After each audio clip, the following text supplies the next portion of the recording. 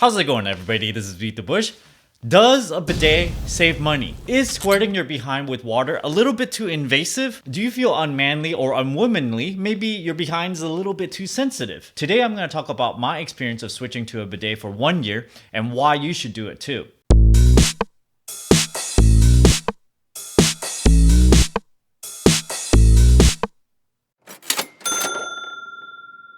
On September 2017, I bought a very cheap bidet for $21 on Amazon. Today is about 1 year and 3 months later, and at the time I bought that item, it's mainly for research purposes. Yes, in the name of research, and I do this a lot. I try brand new things in order to try and save money. I try brand new things here and there. Maybe it doesn't work, maybe it does. And this bidet was one of my experiments, and I fully thought that if I use it throughout the winter, it might get a little bit too cold and I actually have to throw this bidet away and buy a brand new one that's actually heated. Yes, indeed, I even go as far as offering my behind to the name of saving money. So as it turns out, right now it's middle of January 2019 and it's pretty cold around here. When the water comes out of the faucet, it actually makes your hands cold if it's not the heated water. So you would think that if you use that in the bidet, it's going to be quite shocking. And I would have to say, the first time I used it was many years ago. And oh boy, I really did not like that. You know, the first time I sat on it and I just pressed a button and like a squirt of water just come rushing up and I'm like, oh my gosh. That's basically the face I made, you know, like wide-eyed, and I'm like, it's shocking because you're not normally used to just stuff spraying into your butt. And I would say this is something that you personally need to get accustomed to and feel comfortable with, because it feels really weird at first because it's like something touching you in a way that is kind of awkward, but you know it's just water and you're controlling it yourself. You're just doing this to yourself. So after trying that out, maybe it must have been 10 years ago or something. And then years later, I'm like, okay, you know, I've tried it once. Maybe let me try it again. So I bought that bidet and I tried it again. And yes, again, it was quite shocking, but you know, I use it once, use it again, you know, maybe about a month or two after, then I started getting used to it. Now I'm like, oh, okay.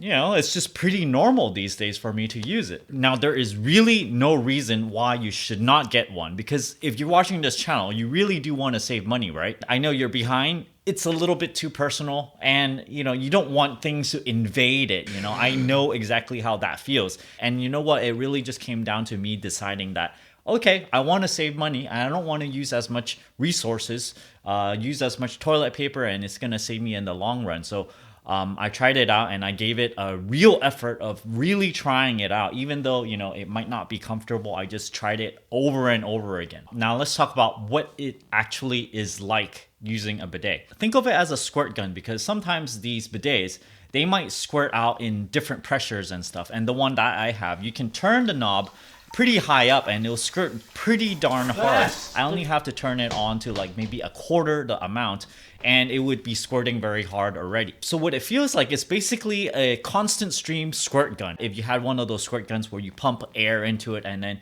it just sprays a constant stream, maybe not as hard, but just basically as hard as you want it to spray, because you can control the little knob. Basically what you want it to do is turn it on so that it does squirt somewhat firm. You don't want it so hard that, you know, it hurts or anything, but pretty firm so that it would basically act like a water scraping tool type of thing, so that it can get rid of all the dirt, okay? And all of that would just kind of drip down into the toilet. It's not like it's squirting poo water at you, because it's brand new fresh water that's being squirted into you know, that area, and then all of that stuff just drips down. What I found out, and I really needed a whole year to just kind of figure this out on my own, is when I turn it on, you basically turn it on, okay, and you turn it up to the level that you want it. Yes, initially it's going to be a little cold, but for me, I kind of got used to it and I don't notice that it's shockingly cold anymore. I just turn it on. That nozzle, it's basically spraying in one spot, unless you got one of those really fancy bidets where it just kind of you know, points around that area. Basically what I have to do for mine, because it just sprays in one spot, you just kind of, you know, move it around and stuff. I know this is a really strange topic to talk about, but I think not many people is gonna go around describing a bidet for you guys. So after you moved around, that nozzle just essentially sprayed everywhere. It's just a little bit wet, but essentially it's very, very clean. It's as clean as if you stepped out of the shower. So you turn that nozzle off and then you go, okay, it's all kind of moist down there. It's basically soaking wet, and then you just take some toilet paper and you just wipe yourself dry, and it's not dirty at all. You're just basically just drying yourself. You could potentially use a towel. Some people do that, but I just basically use toilet paper. So I do still use toilet paper, and what I've noticed is I've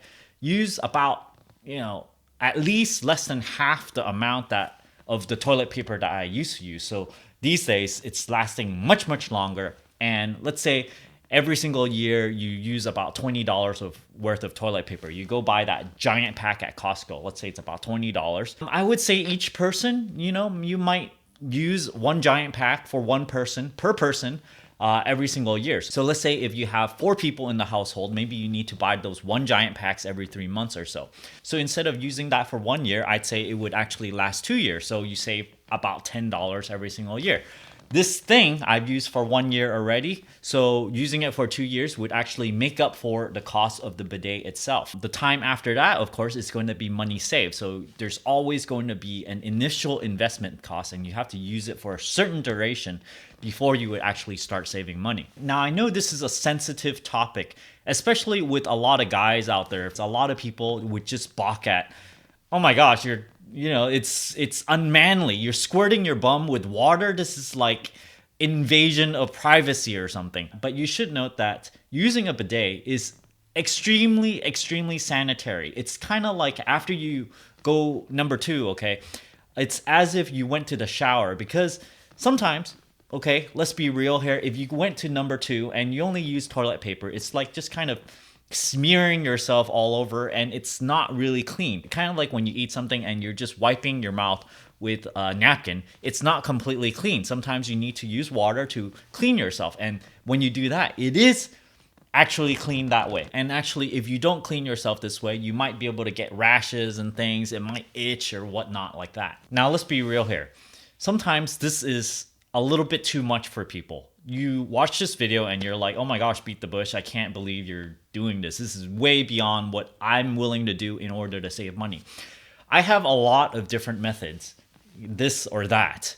And some people don't like certain methods and they click dislike or something. But just know that every single method is just one way to save money, and it's about how hard you want to push it, okay? I'm not saying you should do this, but generally, the more ways that you're willing to accept and willing to do, the faster that you can get towards retirement, the faster you can save more money, the less reliant you will be on your burn rate, where it's going to be extremely high. Because if you use this thing, your burn rate just goes notch a little bit lower. So suffice to say that every little trick that I talk about on these videos, you don't have to follow.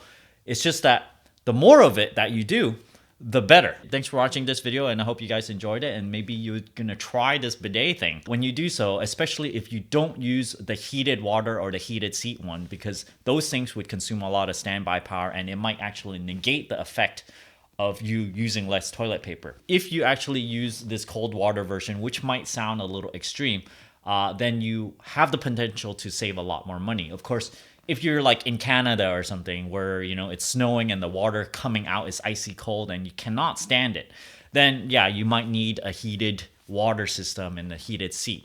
Over here in California, what I've noticed after trying it for 1 year is I actually don't need that heated seat version or the heated water version. Thanks for watching, everybody. Don't forget to give me a like on this video, push that subscribe button, and ring that bell icon. Oh, I forgot. That Audible thing. If you want a free audiobook, check out my Audible link down in the video description below, where you can get a free audiobook. And if you don't like this audiobook or this service, you can cancel it before the subscription expires, and you can still keep this audiobook for free and help benefit this channel. Thanks for watching. I'm sorry if you guys have to see this.